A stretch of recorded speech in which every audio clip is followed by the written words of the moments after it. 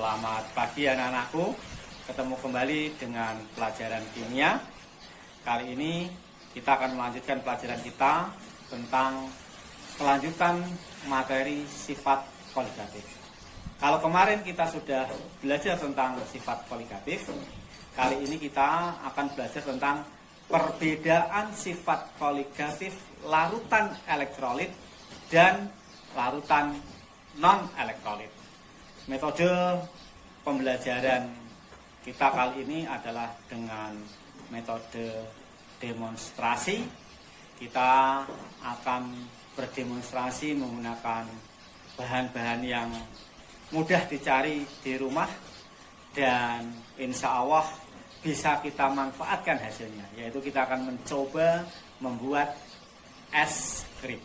Oke anak-anakku, kita mulai pembelajaran kali ini. Oke. Baik. Alat dan bahan yang kita perlukan untuk percobaan kali ini adalah sebagai berikut, yaitu 3 buah toples yang telah kita beri label. Toples A nanti berisi es batu saja.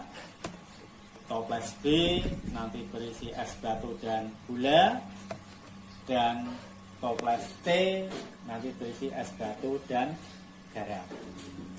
Kemudian adalah garam dapur yang telah kita timbang sebesar 200 gram. Seperti kita ketahui pada pelajaran di kelas 10 bahwa larutan garam dapur atau garam dalam hal ini adalah NaCl merupakan larutan elektrolit. Kemudian adalah gula pasir atau bisa kita sebut sebagai glukosa. Kita tahu bahwa larutan gula adalah larutan non-elektrolit. Kemudian kita juga membutuhkan termometer untuk mengukur suhunya. Kemudian bahan-bahan untuk membuat es krim kita gunakan yang mudah saja, yaitu adalah Oreo dan kental manis. Nanti kita buat menjadi bahan es krim. Kemudian plastik serta karet, dan tidak lupa adalah tabel pengamatan. Oke, mari kita mulai percobaan kita kali ini. Selamat melanjutkan. Langkah yang pertama kali kita lakukan adalah mempersiapkan bahan es krim. Nah, ini ada Oreo, kita gerus dulu. Jangan lupa kita pakai plastik supaya lebih higienis ya. Oreonya tetap, sehingga nanti kalau kita konsumsi masih higienis. Kita gerus dulu sampai halus. Oke, setelah Oreo kita gerus, kita taruh di wadah.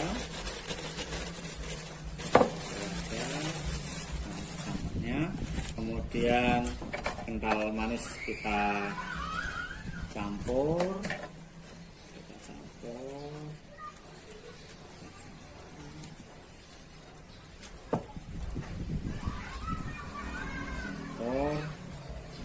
Kemudian kita tambahi dengan air mineral.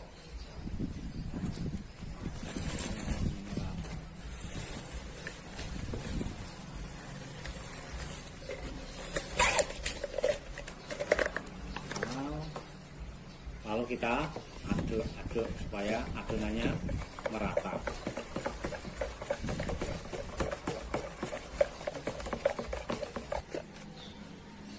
Ini adalah bahan es krim yang telah kita buat. Kita taruh dalam plastik, 3 plastik yang hampir sama ukurannya ya, sehingga kita bisa menganggap nanti masanya itu sama.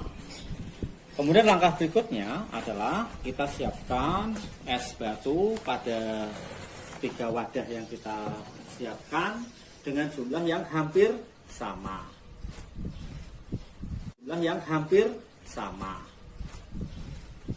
Kemudian kita ukur dulu suhunya ketiga es batu dalam wadah ini. Tentunya karena belum ada pelakuan, mestinya nanti sama, yaitu 0 derajat Celcius. Kemudian kita beri perlakuan, yaitu tabung A hanya es batu saja, sedangkan tabung B berisi gula. Kita masukkan gulanya, nanti kita aduk, nanti supaya itu kita aduk air sedikit nanti. Kemudian tabung B kita isi dengan garam yang sudah kita timbang, kita aduk juga biar merata dulu. Oke. Kemudian kita masukkan ketiga bahan es krim ini pada masing-masing tabung.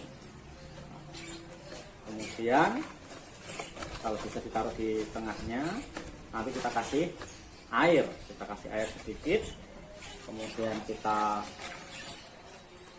tutup.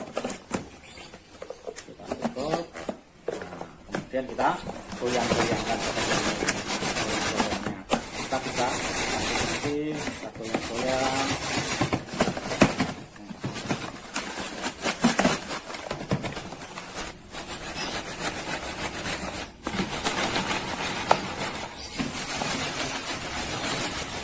Oke, setelah beberapa saat, kira-kira 15 menit, kita ukur kembali suhunya. Kita buka dulu, kita ukur. Kita mulai dari tabung A.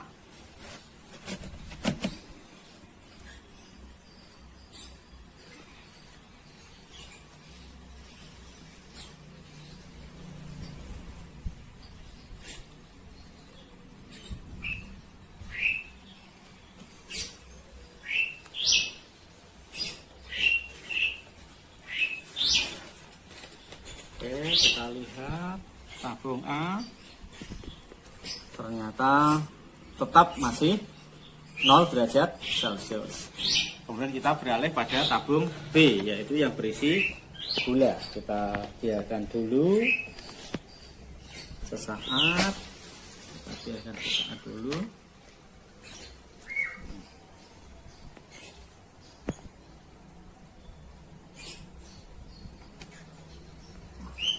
Ternyata turun di bawah 0 derajat Celcius. Turun di bawah 0 derajat Celcius, yaitu ya, negatif 1 derajat Celcius. Kemudian kita ganti ke tabung C yang berisi dengan garam. Wah, ternyata turunnya drastis sekali, sampai minus 10 derajat Celcius. Kita catat juga nanti dalam data pengamatan. Baik. Nah, sekarang kita lihat bagaimana wujudnya, wujud dari es batu atau es krim yang kita buat. Oke, sekarang kita lihat wujud dari es tersebut. Ternyata sudah yang ini cukup keras. Kita taruh di sini dulu. Kepalatannya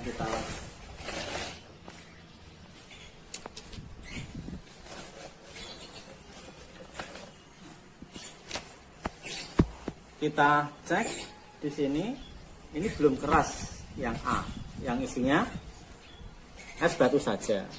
Sedangkan yang di B isinya gula, cukup keras tapi masih ada lelehannya. Sedangkan yang di C ini sudah mulai mengental, sudah mulai mengeras. Nah, nanti kita catat juga di dalam data pengawas 0 derajat Celcius. Suhu akhir es batu saja tetap 0 derajat Celcius. Kemudian untuk yang berisi gula ternyata turun menjadi minus 1 derajat Celcius. Sedangkan yang berisi garam tadi terjadi penurunan yang drastis, yaitu sampai minus 10 derajat Celcius. Keterangannya ini belum jadi atau belum jadi, sedangkan yang berisi gula tadi masih lembek atau lunak, sedangkan tadi yang berisi garam ternyata sudah keras. Nah, nanti kita bahas mengapa terjadi perbedaan hasil dari percobaan yang kita lakukan.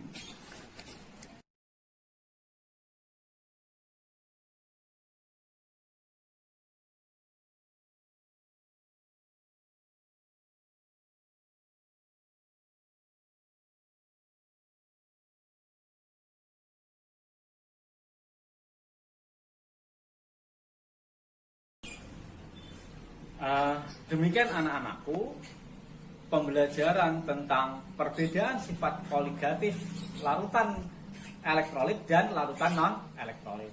Bisa kita tarik kesimpulan bahwa sifat koligatif larutan non-elektrolit lebih besar dibandingkan dengan sifat koligatif larutan non-elektrolit. Mengapa demikian? Karena larutan elektrolit akan terionisasi menjadi ion-ion, sehingga ion-ionnya banyak atau menyebar ke dalam larutan. Nah, penyebaran ion-ion inilah yang menyebabkan sifat koligatif larutan elektrolit lebih besar dibandingkan dengan sifat koligatif larutan non-elektrolit. Demikian anak-anakku, semoga pembelajaran ini bisa kalian tangkap dengan bagus dan ada manfaatnya. Sekali lagi, selamat belajar. Cinta kimia, cinta Indonesia, lindungi keluarga. Assalamualaikum warahmatullahi wabarakatuh.